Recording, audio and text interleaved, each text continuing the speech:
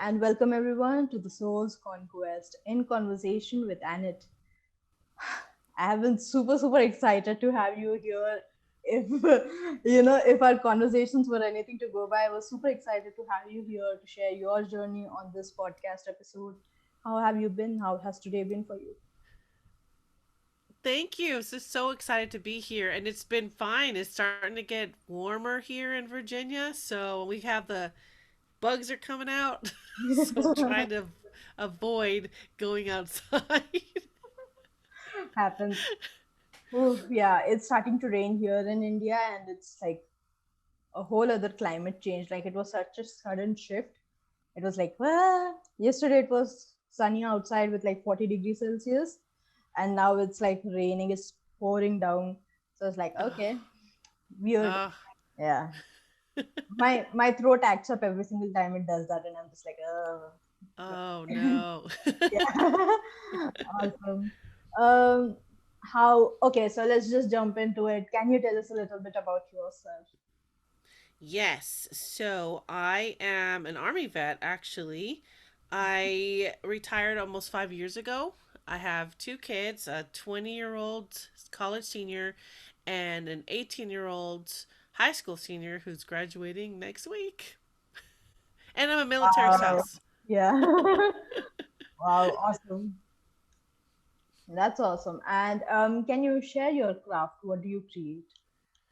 So I have created safe spaces for people to use their voice to share their story about their internal struggles, suffering in silence. You know, they sometimes we just need a place to be heard, and so I have that's what I've created. That is so awesome. I would like to give my gratitude because I know how far apart and it's so rare to have groups and spaces like that. Like, obviously, in the internet era, you are seeing a lot more of those spaces, but it's so wide and far apart. Yes. Thank you. And what is a medium that you use to let people know about the safe spaces that you're creating? So I've created a website. It's a blog, and I also create a podcast myself. So my podcast or my so my website is a wild ride called Life. That name just came to me one day, and I thought, you know what, that could be applied to so many different situations, but I never really thought of it that way. To me, it was just my own journey, and I went with it. And then I created the Truths We Hide podcast. Again, the title was just from my own experiences of how I lived my life. Mhm. And so that's what I use, the blog and the podcast. Wow. I want to ask you, why do you create these safe spaces? Like, why is it so important for you?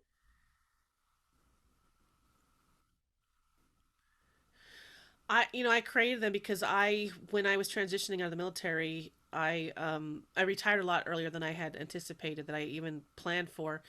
I That's when I realized that there was a lot of things going on that I never sought help for. When I being raised in the military, so to speak, I was really good at hiding my feelings, and I never spoke about them because I thought that I needed to be this tough soldier, this tough female, tough leader.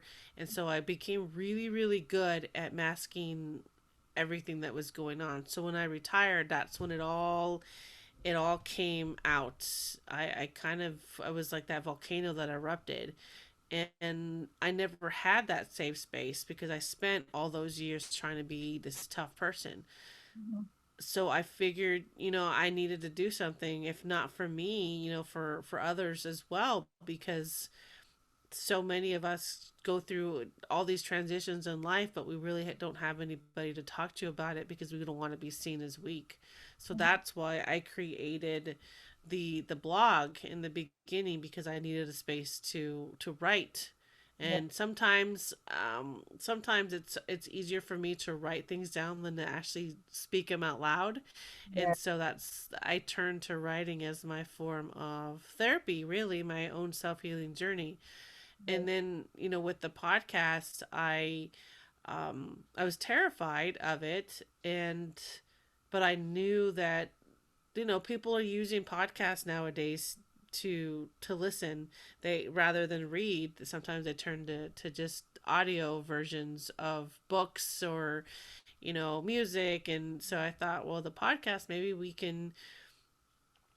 maybe that could be an outlet for people who aren't ready to write a book or ready to be in a live video. Maybe they can just be behind a microphone and speak their truth without being judged. And so that's what I wanted. I knew that's what I needed, and so I wanted to provide that for other people. And so yeah, I just had this feeling that this is something that was needed, and so I went with it. Yeah.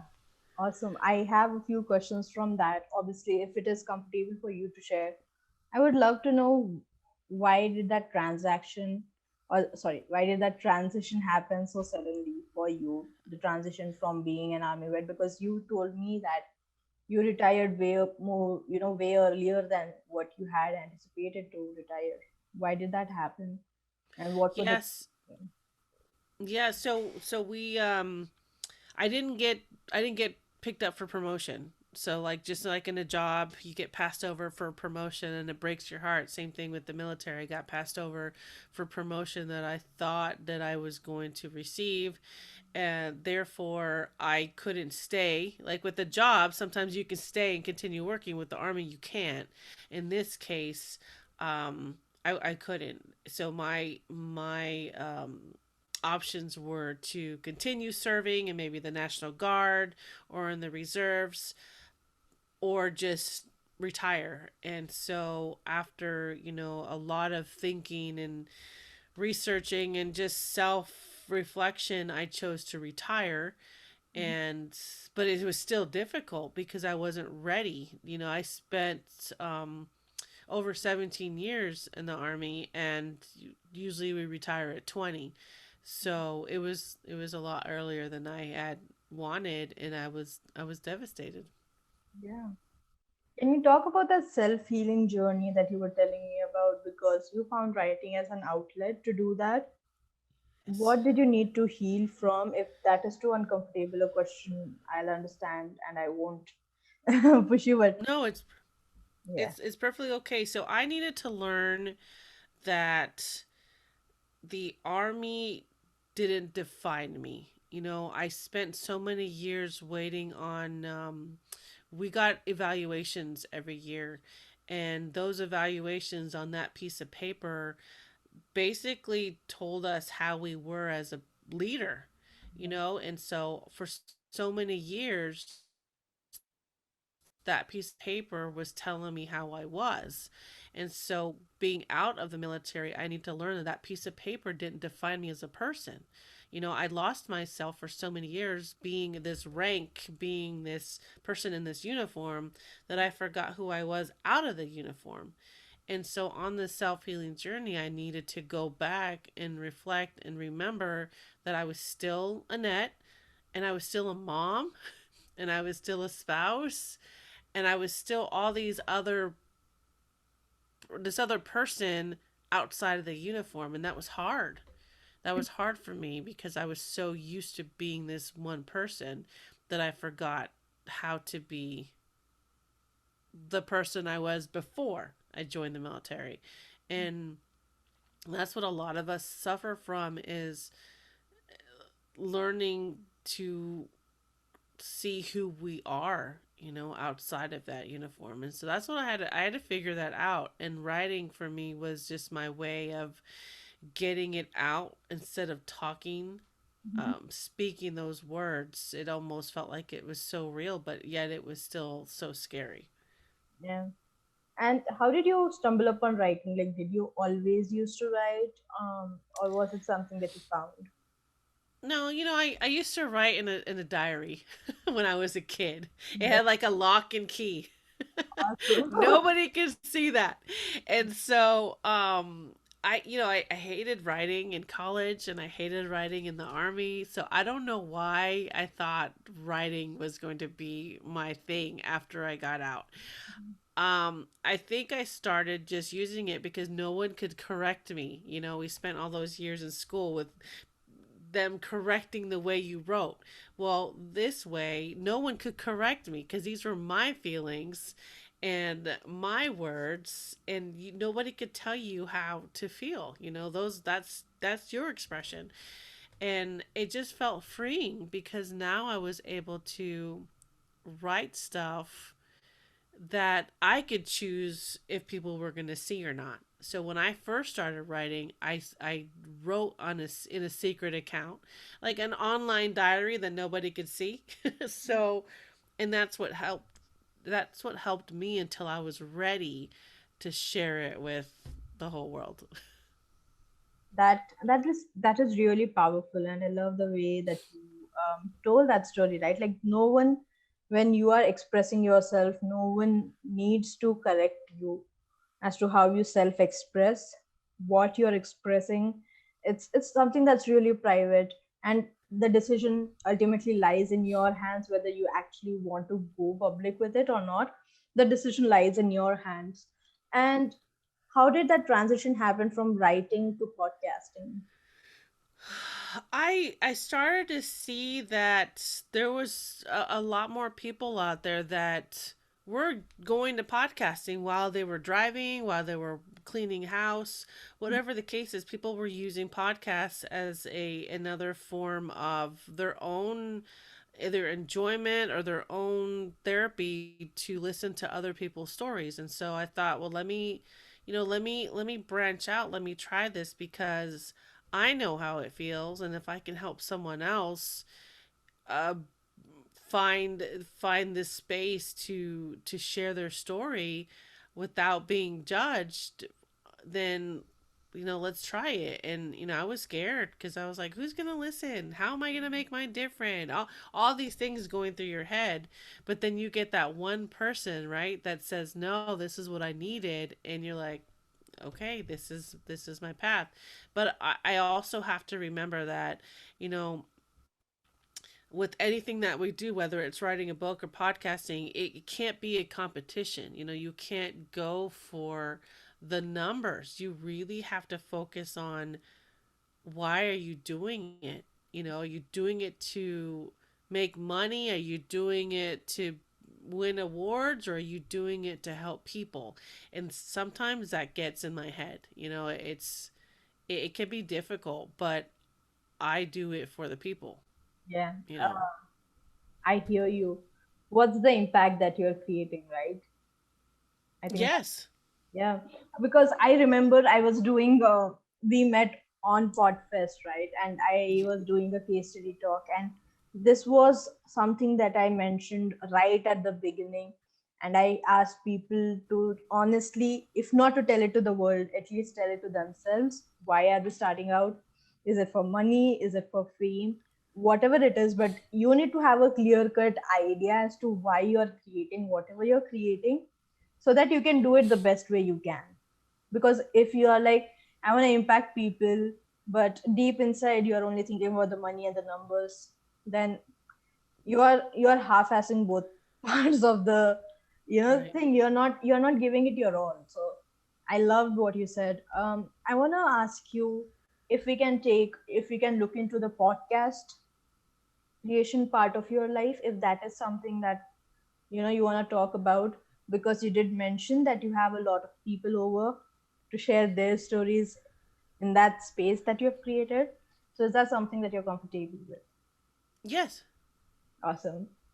I want to ask you, who exactly do you have on your podcast? Whose stories are you sharing on your podcast, and why? It's those that have a past that they are trying to come back from. Any triumph, any obstacle that they've been through, and how they've made it to the other side. to, in order to provide hope for other people, because there's a lot of people out there still who either don't think they have a story to tell or a story that's impactful. They don't feel like they have anything to offer to the world, but they do. You could go through anything in life. It's just, and it's hard to get through it because you feel like you're alone. So the people that come on the show are those that have been there, and now they're ready to tell their story to provide hope to other people, saying, hey, I've been there, and now, you don't have to be like this multimillionaire, but you've made it, and you're still here because at some point you didn't want to be here. Yeah. And I want people to know that you're not alone. We've all been through some sort of stuff that was so bad, but we're still here now. So Mhm. how are we going to, and like, this is what I say, how do you make your mess into your message? Yeah. It could be a small mess, it could be a large mess, but it was something that held you back, that paralyzed you. And now look at you. Look what you're doing now. You're still here. You're still alive. Um, and what can you do with it? How can you help other people? And Yeah. so that's I have all sorts of people on there. It's amazing to hear these stories because you're like, oh my God, like how? But they did. Yeah.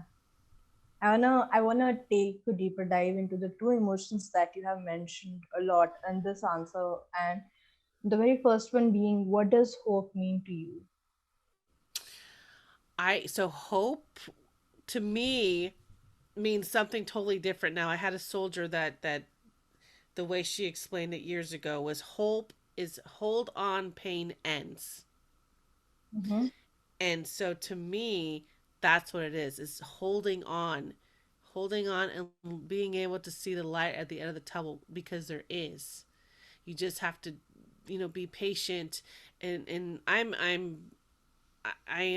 believe in God, so I pray, and I pray for patience. I pray for, um, oh gosh, all these words are coming to my mind. Just the end of the story is there is hope. It's going to end.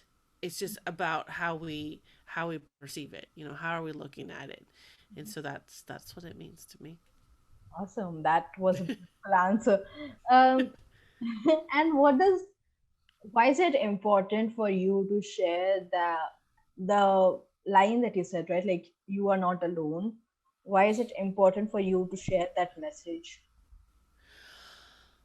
I've seen a lot of pain in people. I've lost people to suicide. My own children, they've been depressed and they've gone through their struggles. I've seen so much hurt, and I've experienced too, because there was a few times where I did not want to be here, and I think I just wanted the pain to end. Um, because I've had many chances in life, and I'm still Oh, one here second. even Could you after the repeat most horrific incidents. that? Because Sorry. could you repeat that, because you kind of had a hiccup, and yeah, you kind of. Um. Oh gosh, which part? I think you were telling that you have experienced pain as well. So Oh yes, because I've experienced horrific things in my life, but I'm still here. I feel that it's absolutely important to see that there's you can make it, and that you're not alone no matter what you've been through. And I don't know what it was. It was just I got a second chance at life, and this is I just feel this is what I'm meant to do. And I know that this is my journey, and the people that have walked through my life, that are still here in my life, all those little things that we take for granted is really all for a reason. So if I can make it, then you can make it, and I know, and that's what I try to help people with. that is so beautiful. Thank you for sharing that. Yeah. So when you are interviewing people or when you are creating a new episode on your podcast, what do you hope to achieve when you're starting a new project or a new episode? Well, I first I want them to come on and be comfortable. I want, the reason why they come on is because they have that platform to share their story. And so when leaving that episode, I want to be able to provide hope for whoever's listening to it. Mhm. Because we never know who's listening, who's watching, who's reading. And you might just help that one person who needed to hear that story. So I'm just, I'm always grateful for anybody who wants to come on to share that, the most intimate parts of their life, the hardest parts of their life, to others, so that they can hear, I've been through this, but now I'm here to help you. And I just want to provide hope for people. Yes, that's so beautiful. Uh, why is it important for you as a creator that people experience this hope from your project? Like, you have already spoken about this, but I want you to take a deeper dive into this. Like, why is it important that people feel that feeling of hope? Get that message across here. you know Mental health has been such a huge, not issue, well, no, it's been an issue. Because we grew up, when I was growing up in the 80s, we didn't talk about stuff like that. So as we grow into our adult years and we have our own kids or we're doing our own thing, it starts to come out and you start to realize, oh my God, this is why I am the way I am, because I wasn't able to fully talk about it and have that conversation when I was a kid. And I talked to a lot of my friends from high school. We're all in our 40s now, mid 40s, and we're like, God, we had no idea, and now we're starting to uncover all these things about ourselves because we never were able to express that before. And so now that, mental health is becoming this worldwide problem, this epidemic, because no one feels like they have a space to talk about it because they're going to be seen as crazy or unstable or all these things. So why would we want to talk about it if people are going to look at us in a different light? And so I'm tired of it, honestly. I'm tired of feeling like that. So that's why I said I'm not doing this anymore. If I want to continue living, I need to figure out a way to say, you know what, I'm still me. I go through my stuff, but I'm still me. And everybody else is still themselves too. And as I saw it in my kids, it broke my heart, but it made me realize we need to keep talking about this. I want them to see that, yes, mom went through her stuff, but now she's here. Um, and she's dealing with it, whereas before I would completely shut down because I didn't feel like I had the space to talk about it. So I think it's so important, and not just with military, not just with veterans and retirees and their families. This goes for everybody. There's so many people out there that are suffering in silence because they don't have a place to talk about it, because going to see a psychologist or a therapist is seen as a negative thing. Mhm. We need to make it to where it's not normalized, but where it's okay. It's okay to not be okay. Even the most famous of people, the king and queen, Prince Charles, all these people are now coming out saying that they're dealing with their own mental health struggles. And it shouldn't take someone famous to say it's okay. We need to all, down here in our level, we need to make it to where anybody can talk about it without without being seen as weak. We've there was a kid here 3 years ago, 16 years old, at my son's school, who committed suicide. And it's, you see things like that and it's like, God, we need to be better. Kids need to be nicer. Bullying and all these things is just It's upsetting. And I've lost soldiers. My husband lost his best friend. It's all these people that don't feel like they have an outlet, and we're not having the conversation.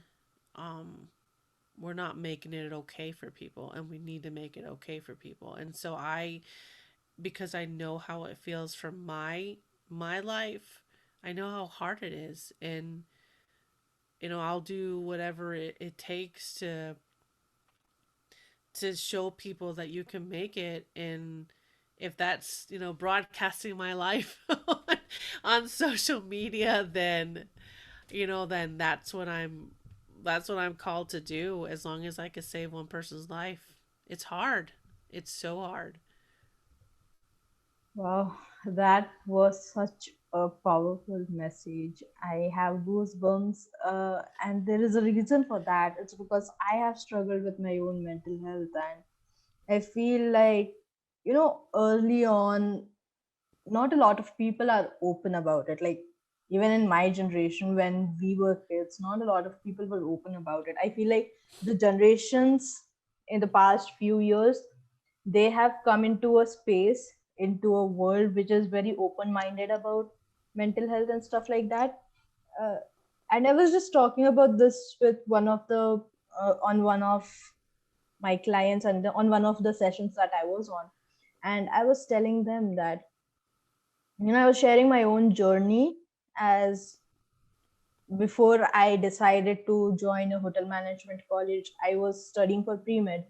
I was studying for to get into medical college, and the competition here is intense in India. Oh my God, it is so intense. And the amount of stress that we were under, we were studying from morning 7 or 8 o'clock. We would go to the college, we would come back at 8 o'clock or 9 o'clock, eat our dinner, and then we would go back to studying. And we would wake up early in the morning and study 2 more hours, and we would get like 5 hours of sleep. Like, there have been times when I literally slept, and like I was lying half outside the bed, the book was underneath me, and I was studying like that, and I slept like that. And the it's so funny now, but it was so stressful because it is such a competitive world, especially in India. It's crazy here.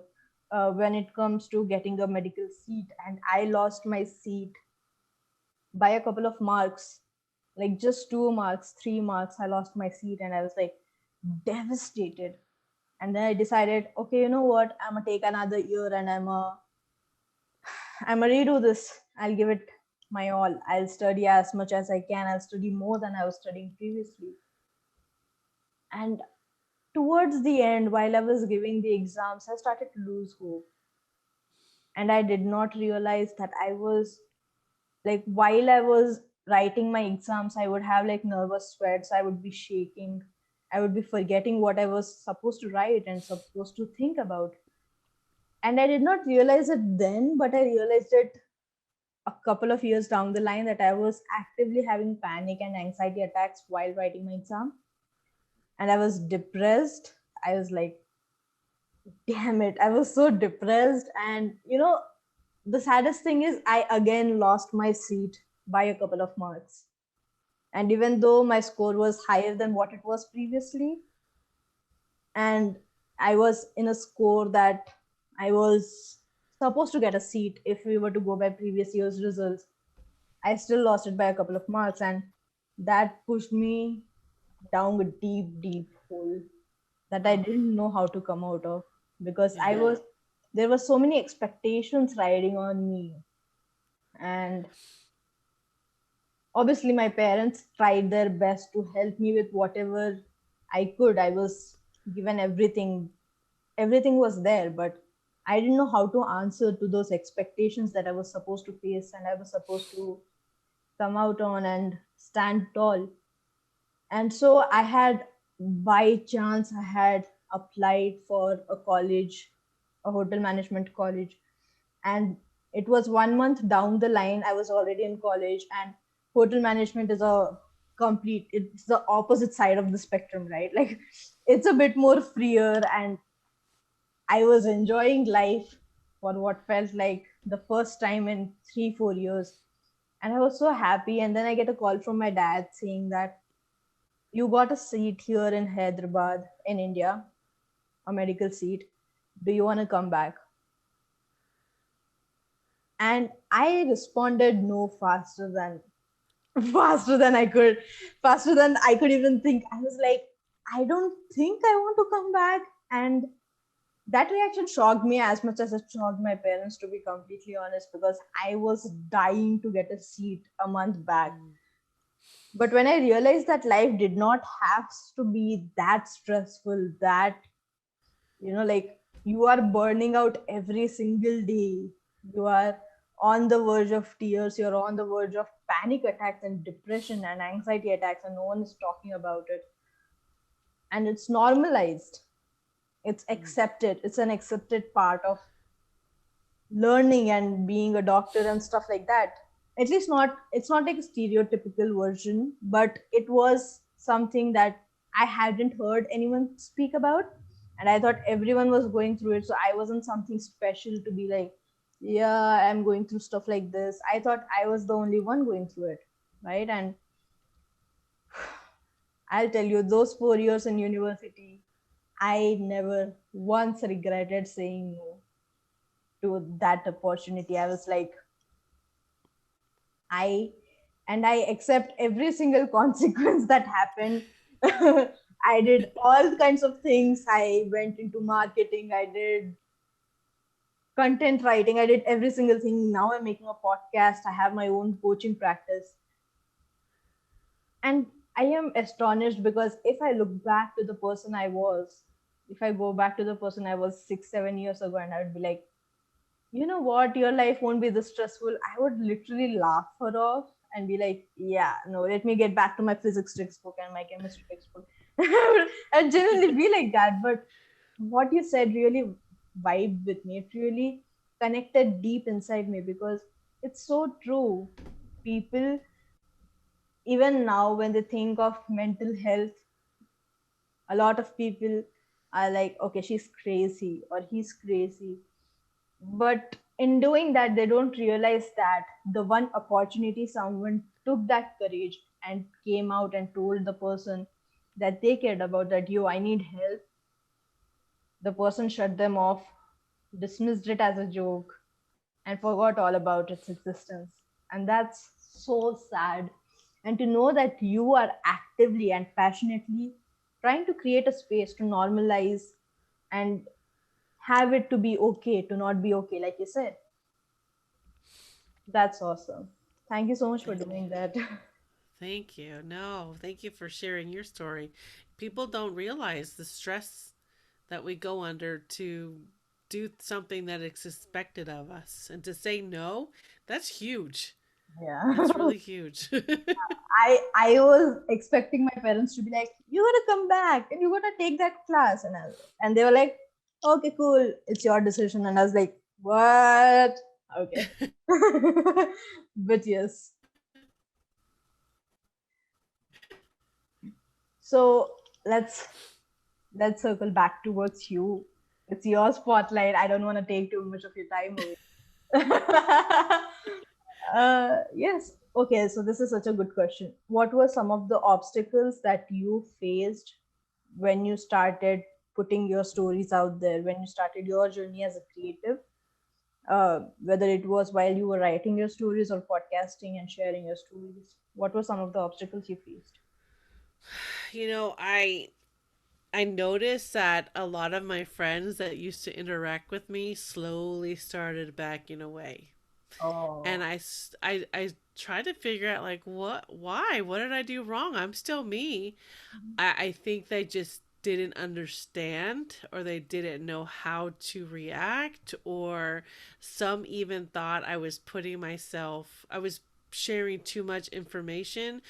So I got a lot of negative feedback, or maybe they were confused. I don't know whatever the case was. I noticed, Mhm. and I started to second guess myself. I started to get um, nervous, like maybe I shouldn't do this. And I was starting to go back into that, what type of person should I be for these people? So I Mhm. had to stop because it's so much pressure to try to be someone else. You know, Yeah, it I've did it for too long, and if I want to show my kids to be themselves, I had to be me too. yeah, And that was really hard because I'm at that age where I'm like, I don't care anymore. I yeah, need to, this is for me, and the people that are meant to be in my life will be in it. And that's it. No matter how much I wanted those other people to still be in my life, mhm, they just weren't meant to be in this part, you know. And that's hard to relearn when you get older, because for yeah, so long all you wanted was friends, right? You just want friends, you just want people to like you, want all these things. But then you have to realize, well, they're not all meant to stay. And that's a hard thing to realize. um and so I had to accept it for what it was. I had to pray about it and just say, why am I doing this? So it goes back to my why. Why am I doing this? It's to save my life and to save others, and and to be here for my kids. So, and that's really all that matters. It yeah, was a hard thing. It's a hard thing to learn. yeah. What were some of the solutions you came up with to learn or relearn, like you said? Yeah. When I had messages on, from my website or Instagram of people who said thanks for this post today. Thank you for doing what you do because it saved me. That's all I needed to hear. I was like, "Oh my god."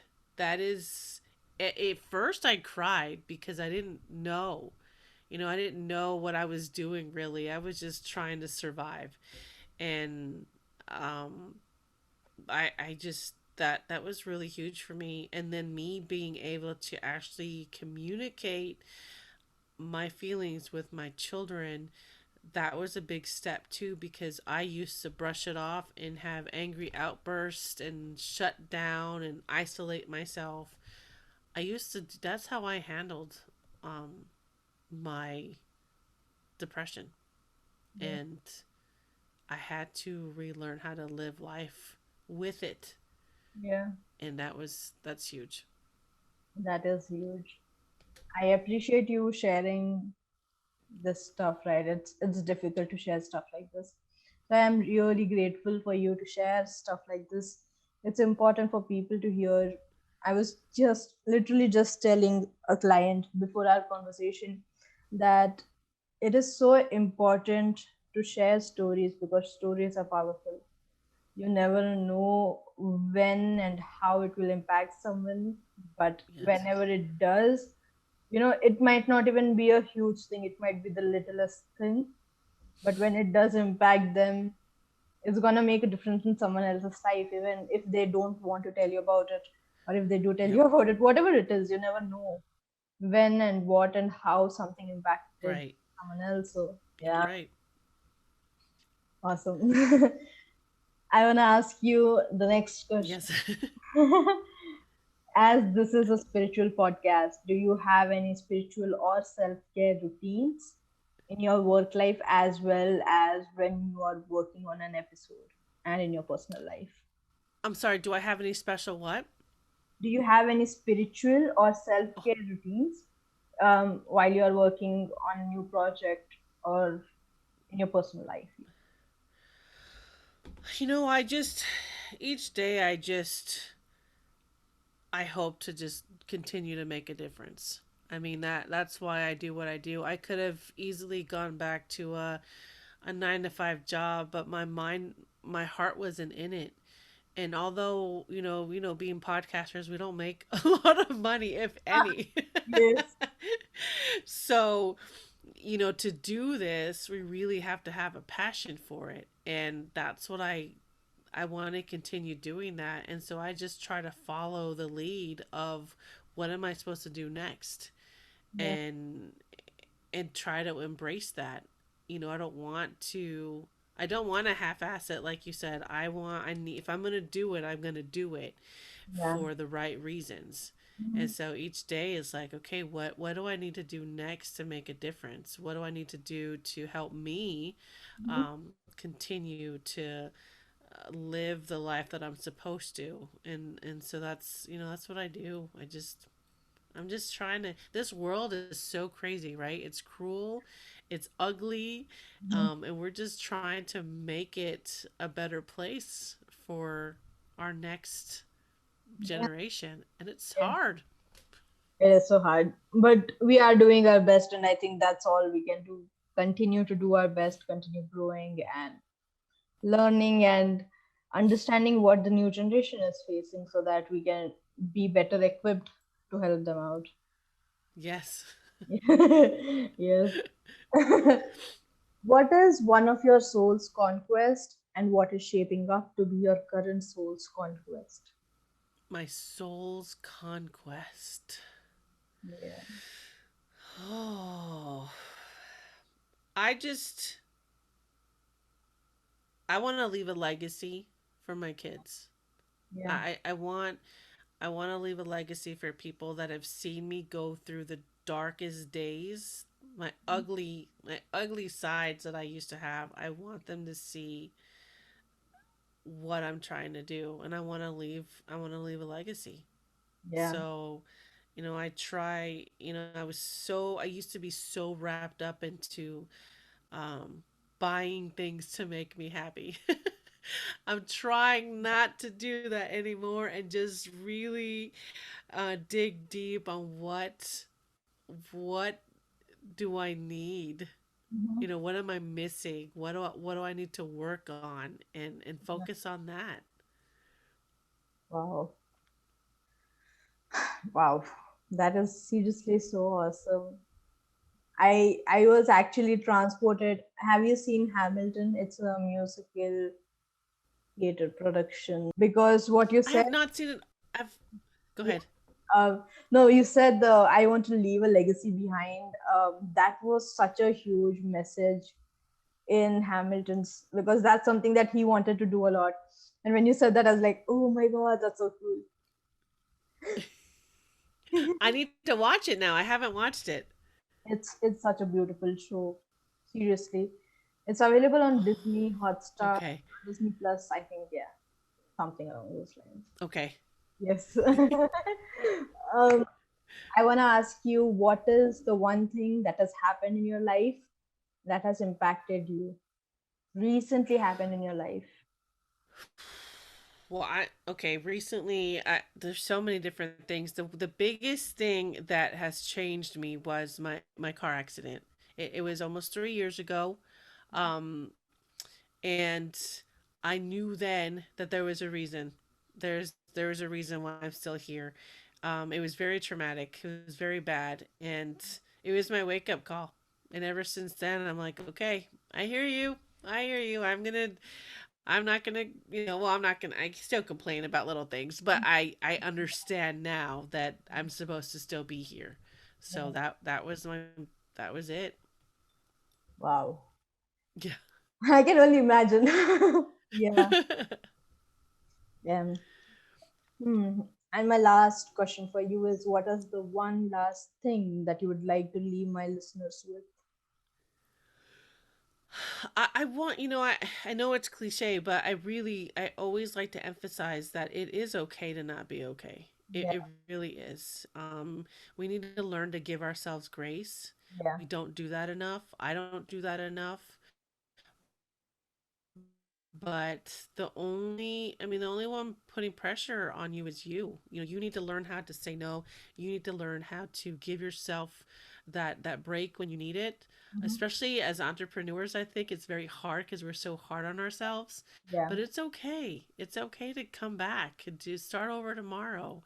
And that's the biggest thing. It really is. It's okay. That was beautiful. And I don't think something is cliche if it needs to be heard again and again, if that message needs to be driven home for people across the world. So that was beautiful. And I say that also as someone who works with creatives who are constantly burnt out because of the pressures they put on themselves. Um, Thank you for sharing that message. It really meant a lot. One last thing, thank you for being here. Thank you for this amazing conversation. I am really, really grateful for you.